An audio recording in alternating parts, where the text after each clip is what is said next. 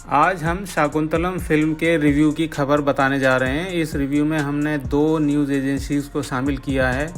पहली news agency के अनुसार महाकवि कालिदास ने शकुंतला की कथा का वर्णन अपने महाकाव्य अभिज्ञान शाकुंतलम में किया है। इस रोचक कथा का प्रसारण टेलीविज़न सीरीज़ के रूप में हो चुका है। बाहुबली जैसी फिक्शन महागाथा के बाद अब की बार तेलुगु सिनेमा ने इस महाकाव्य को बड़े पर्दे पर उतारा है। गुणाशेखर के डायरेक्शन में बनी इस फिल्म में समंथा और देव मोहन लीड रोल में हैं। फिल्म की कहानी के मुताबिक देवराज इंद्र ने महर्षि विश्वामित्र की तपस्या तोड़ने के लिए मेनका अप्सरा को धरती पर भेजा। इस तरह दोनों के मिलन से शकुंतला का जन्म हुआ। देवलोक के नियमों में बंधी होने के कारण मेनका अपनी बेटी को धरती पर छोड़कर चली गई। इसके बाद कण्व ऋषि ने शकुंतला को अपनी बेटी की तरह पाला। बड़ी होकर वह बच्ची अपनी माता मेनका की तरह परम सुंदरी हो गई। एक बार पुरु वंश के प्रतापी राजा दुष्यंत कण्व ऋषि के आश्रम में पहुंचे। वह शकुंतला पर मोहित हो गए और दोनों ने गंधर्व विवाह कर लिया। इस शादी के वक्त कण्व ऋषि आश्रम में नहीं थे, इसलिए राजा दुष्यंत शकुंतला को जल्द अपनी राजधानी बुलाने का वादा करके चले गए। कुछ समय बाद कण्व ऋषि वापस लौटे, लेकिन दुष्यंत अभी तक शकुंतला को ले जाने नहीं आए, जबकि शकुंतला गर्भवती थी।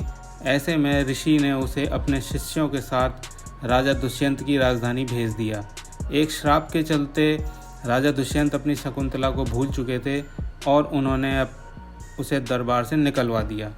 आगे की कहानी जानने के लिए दर्शकों को सिनेमाघर में फिल्म देखना चाहिए। फिल्म को बाहुबली की तरह ग्रांड सेट पर बनाया गया है। 3D में फिल्म को देखना शानदार अनुभव लगता है। वहीं इसकी सिनेमेटोग्राफी भी लाजवाब है। हालांकि स्क्रिप्ट के मामले में उन्हें थोड़ी और मेहनत करने की जरूरत थी। साथ ही फिल्म का स्क्रीन प्ले भी कमजोर है। महाकाव्य पर आधारित इस फिल्म को और बेहतर स्क्रिप्ट के साथ बनाया जा सकता था।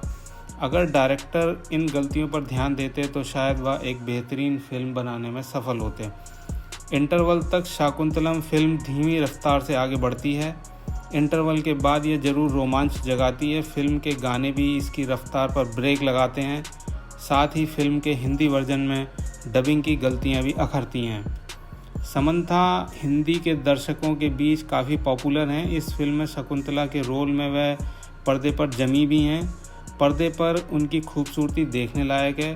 शाकुंतलम इसके साथ ही समंथा की पहली पैन इंडिया फिल्म है जो तेलुगु के साथ ही हिंदी, तमिल, कन्नड़ और मलयालम में रिलीज़ हुई है। जबकि देव मोहन ने भी दुष्यंत के रोल में को शानदार तरीके से निभाया है। फिल्म में बाकी कलाकारों ने ठीक ठाक काम किया है। इस फिल्म में सुपरस्टार अल्लू अर्जुन की बेटी अल्लू अरहा ने भी भरत के रोल में कैमियो डेब्यू किया है। वहीं दूसरी न्यूज़ एजेंसी के अनुसार शकुंतला की कहानी को अगर ध्यान से पढ़ें तो यहाँ भी अन्य पौराणिक वर्णनों की तरह इसके पुरुष पात्र दुष्यंत को ही कहानी लिखने वालों ने हर जगह निर्दोष साबित करने के लिए पहले ही कथाएं गढ़ रखी हैं। लेकिन इसके बावजूद पौराणिक कथाओं में महिला सशक्तिकरण की ये पहली ऐसी स्थापित कहानी है जिसमें एक महिला अपने रूप पर मोहित हुए राजा से अपने बेटे के लिए न्याय की लड़ाई लड़ने का संकल्प लेती है। ये बात दीगर है कि मछुआरे को मिली अंगूठी के चलते कहानी सुखांत मोड़ पर आकर अपनी इति को प्राप्त होती है। लेकिन इस कहानी की अंतर्धारा को समझने में शाकुंतलम के लेखक निर्देशक विफल रहे। फिल्म की शीर्षक भूमिका के लिए सामंथा रूथ प्रभु का चयन भी कुछ सही नहीं लगा है। सामंथा का डील डॉल और शरीर जंगलों में जन्मी एक ऋषि कन्या जैसा नहीं मालूम पड़ता। वहीं शकुंतला का चरित्र का मूल भाव प्रकट करने में भी वह विफल रही हैं। फिल्म शाकुंतलम में दुष्यंत का चरित्र निभा रहे देव मोहन ने जरूर राजा दुष्यंत के तौर पर अपने चयन को सही साबित करने की पूरी कोशिश की है, लेकिन फिल्म का मुख्य ध्यान चूंकि शकुंतला पर ही है। दुष्यंत का चरित्र पटकथा की कमी के चलते ठीक से विकसित ही नहीं हो पाया। दोनों मुख्य किरदारों की हिंदी डबिंग भी बहुत प्रभावी नहीं है। फिल्म का हिंदी भाषी क्षेत्र से संबंध स्थापित करने के लिए हिंदी सिनेमा के कुछ चर्चित कलाकारों को भी फिल्म में लिया गया है, लेकिन प्रकाश राज को छोड़कर इनमें से कोई भी असर नहीं छोड़ पाता है।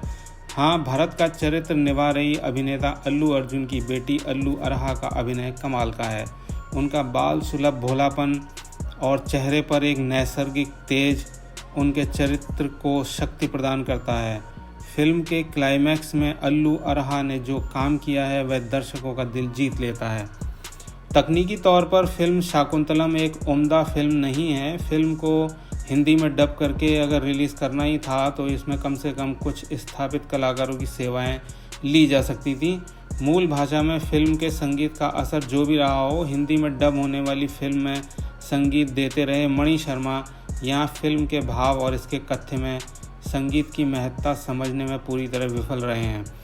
फिल्म का काफ़ी सारा हिस्सा स्टूडियो में हरे नीले पर्दे लगाकर शूट किया गया है और इन पर्दों की जगह एडिटिंग के दौरान आभासी रूप से बने सेट डालकर फिल्म को पौराणिक स्वरूप प्रदान करने की कोशिशें भी कामयाब नहीं हो सकी हैं।